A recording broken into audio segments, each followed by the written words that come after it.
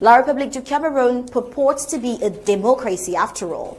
In fact, according to Biya, his party is the Cameroon People's Democratic Party. Let us examine how Biya and his cohorts manifest democracy. La famille, je vous ai toujours dit qu'on a failli me tuer.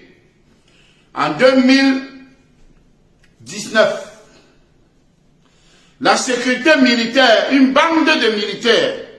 Hello family, I've always told you people that it almost killed me. In 2019, a group of military men came and caught me barbarously at Hotel Sawa. I was taken to the military camp and I was tortured. All that was left for them was to kill me, just as they killed Martinez Zogo. But when you're a child of God, God always performs a miracle. Mais quand vous êtes un enfant de Dieu, Dieu fait toujours le miracle. Dieu est venu m'enlever dans les bras de ses bourreaux.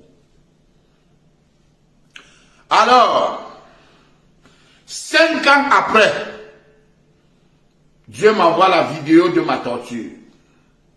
Qui y crut? Pour cela, je vous donne rendez-vous, exclusivité mondiale. God saved me from their hands. 5 years later, God sends me a video of how I was tortured. For that reason, I give you all an appointment to witness the attempted assassination of the artist Longue Longue. Wednesday at 2 p.m. You all will witness it clearly, how a human being is being tortured like an animal. Pendant que je crie, le patron, lui, il est là en chemise, cravate, bien habillé, il filme.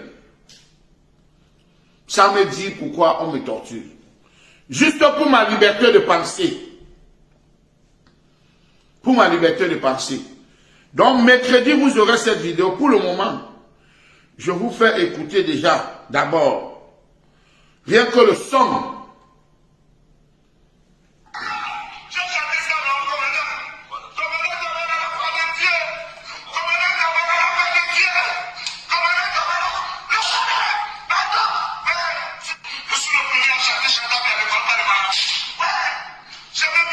Ten muscular soldiers holding machetes and torturing the soles of my feet.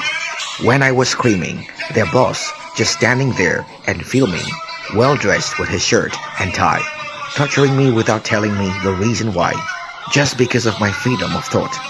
So on Wednesday, this video will be available for you people.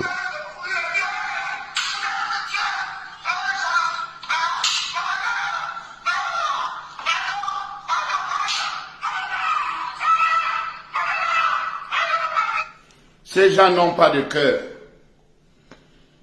But for now, I'll just let you listen. These people have no heart. They were beating me as if I was an animal. No matter how loud you shout, it isn't their problem because they were trained to kill. How many Cameroonians have already been killed like this? How many Cameroonians have disappeared?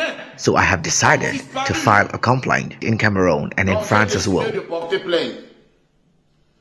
Porter plainte au Cameroun, porter plainte en France. Vous vous souvenez, j'avais ma tournée au Canada. J'ai tout perdu. Les gens m'avaient déjà donné les avances de cachet. J'étais obligé de rembourser. You remember, I had my tour in Canada. People had already paid me in advance, but I was obliged to return their money to avoid the complaint being filed against me. And ever since I've been alive. But I have never had my passport and my Canadian visa again internally. So as appointed, you always see this video directly. So now call on the lawyers who are for human rights. So I call on all politicians and all those who want change. Because now I think I need to be protected by all those who want change. Parce que maintenant, je crois que je dois être protégé par tous ceux qui veulent le changement. Parce que vous savez, s'attaquer à ces bourreaux, à ces criminels.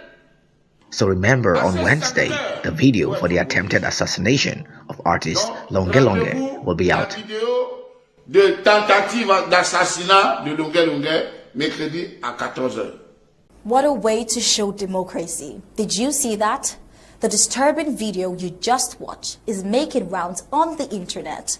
To justify this cruelty and brutality, Cronies of Biya's barbaric regime are insinuating that the victim is being accused of singing and propagating messages against the La République du Cameroon's government and their leader, the 91-year-old dictator Paul Biya, who has clung to power since 1982. According to Longue Longue, he was abducted from Hotel Sawa in 2019 by a group of military men and taken to a military camp. There, he endured severe physical abuse, with 10 soldiers holding machetes to his feet while their commander filmed the entire ordeal. Pardon, donnez-moi. Donnez-moi une seconde de chance. Lève-toi, mon fils, ne pleure pas. Donnez-moi une seconde de chance, pardon. Lève-toi. J'ai envie de voir mes enfants grandir. Lève-toi, le Cameroun t'a pardonné. Lève-toi. J'ai envie de voir mes enfants grandir, Lève-toi, le pardon. Cameroun t'a pardonné, mon frère. Pardon, je ne ferai plus de vis. Mon frère, lève-toi. Davis d'abord, pardon. Lève-toi. Pardon, quand je n'ai, pardon. Pardon, pardon. Ça va, lève-toi. Lève-toi. Very sad. This is the mantra of the cruel enterprise and mafia of Biya's government, which relies on two main weapons: intimidation and manipulation. As you can see in this video, Longue Longue has been bullied and coerced into submitting to this oppressive system. A man who once gained fame across Cameroon and beyond is now reduced to a figure of public ridicule. What a shame. This atrocious, inhumane and degrading physical abuse took place at the Semil premises in Douala in 2019, and this is an official bureau of the colonial government that Biya has established. Some of the names mentioned and assigned to these heinous crimes are as follows. 1. Frigate Captain Bernard Mbu Tabala, Warrant Officer Musa Tabala's henchman who wielded the machete. Stephen, a revoked soldier recruited by Tabala to carry out illicit acts. Chief Warrant Officer Dibango alias Eloka, known for torturing victims with a machete. Warrant Officer Arsin Fuda, seen in the video wearing the blue flowered shirt and pinning Longue Longue to the ground. Warrant Officer Charlie Keek, the secretary of Tabala. Alfred Njale, a civilian informant recruited as well by Tabala to support his efforts and carry out nefarious activities. Warrant Officer Kanto Alain Vandampi, a civilian and serial informant and recruited by Tabala for illicit work. Warrant Officer Fonku Alain, Warrant Officer Lionel Namfak Kana, Sergeant Chief Mukhtar Mohammed, Warrant Officer Nanji. These 13, there are those who want the world to believe that these highlighted individuals, 13 of which took the law into their own hands, acting of their own volition. That is a narrative meant for the gods, not for us. A narrative for those who do not understand how the hegemony of French Cameroon organizes and funds crime. It is without exaggeration a systemic institutionalization of evil.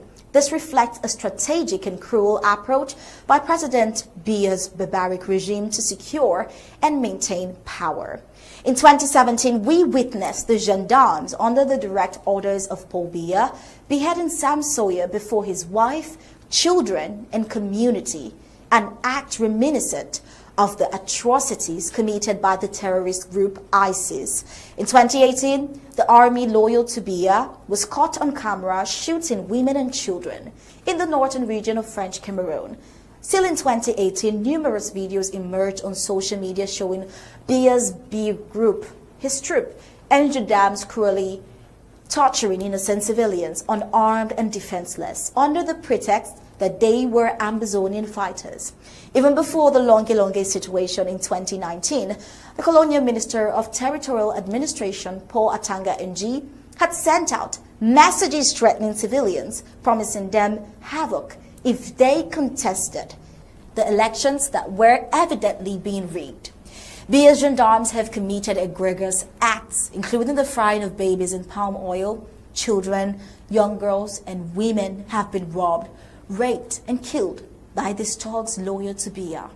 We have intelligence that southern Cameroonians, known as Ambazonians, who are illegally detained in the Sed and the Kondegi junctions, are also subjects to this cruelty. Chief Justice Aya Paul Abine and the Nera 10 have testified to experiencing similarly barbaric treatment. It is now clear that Biya's government has orchestrated one of the most heinous war crimes and crimes against humanity this century, not only during this ongoing conflict in Cameroon, but throughout over 4 decades of his dictatorial regime. The question we must ask is if Francois Bozize and Abdoulaye Hissène of the Central African Republic, as well as Al-Hassan Ag Abdul Aziz Ag Mohamed Ag Mamou of Mali, have faced consequences, why not Biya? With all the evidence available, the silence of the international community is indeed unfortunate. As this history unfolds, the world will have to explain, especially to the oppressed people of southern Cameroon's Ambazonia.